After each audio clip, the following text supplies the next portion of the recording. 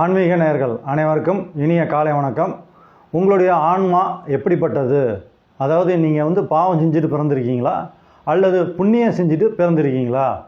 சரி, நீங்கள் புண்ணியம் செஞ்சு பிறந்திருந்தீங்கனாக்கா உங்கள் ஜாதகத்தில் லக்னம் 5ஆம் இடம், அதாவது நீங்கள் பிறந்த ஜென்ம லக்னத்துக்கு லக்னாதிபதி 5ஆம் வீட்டு அதிபதி 9ஆம் வீட்டு அதிபதி, இந்த 3 கிரகங்களும் நல்ல விதமாக இருந்துச்சு அப்படின்னாக்கா லக்னமும் நல்லபடியாக இருக்கணும், 5ஆம் வீட்டு அதிபதியும் நல்லபடியாக இருக்கணும், 5ஆம் இடமும் நல்லபடியாக இருக்கணும், 9ஆம் இடம் பாக்கியஸ்தானம் 9ஆம் இடமும் நல்லபடியாக இருக்கணும், 9ஆம் வீட்டு அதிபதியும் நல்ல நிலைமை இருக்கணும்.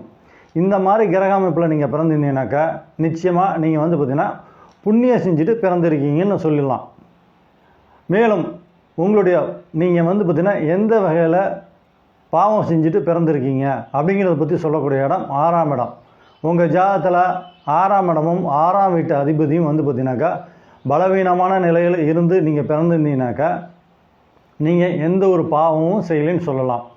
உங்கள் ஜாதகத்தில் 6ஆம் இடமும் 6ஆம் வீட்டு அதிபதியும் பலவீனமான நிலையில் இருக்க வேண்டும். உங்கள் ஜாதகத்தில் வலிமையாக இருக்கக்கூடிய இடங்களுங்கிறது நீங்கள் பிறந்த ஜென்ம லக்னத்திற்கு லக்னம் 5ஆம் இடம் 9ஆம் இடம், இந்த கிரகங்கள்லாம் நல்லா வலிமையாக இருந்துச்சுனாக்கா நீங்கள் புண்ணியம் செஞ்சுட்டு பிறந்திருக்கீங்கன்னு அர்த்தம். மொத்தத்தில் 6ஆம் இடமும் 6ஆம் வீட்டு அதிபதியும் பலவீனமான நிலையில் இருக்க வேண்டும். பலமாக இருக்கக்கூடிய இடங்களுங்கிறது லக்னம் லக்னாதிபதி 5ஆம் இடம் 5ஆம் வீட்டு அதிபதி 9ஆம் இடம் 9ஆம் வீட்டு அதிபதி, இந்த மாதிரி கிரக நிலையில் நீங்கள் பிறந்திருந்தீங்கன்னாக்கா உங்களுடைய பிறவி பார்த்திங்கன்னா ஓர் புண்ணியம் செஞ்ச பிறவி ஆகும். நன்றி.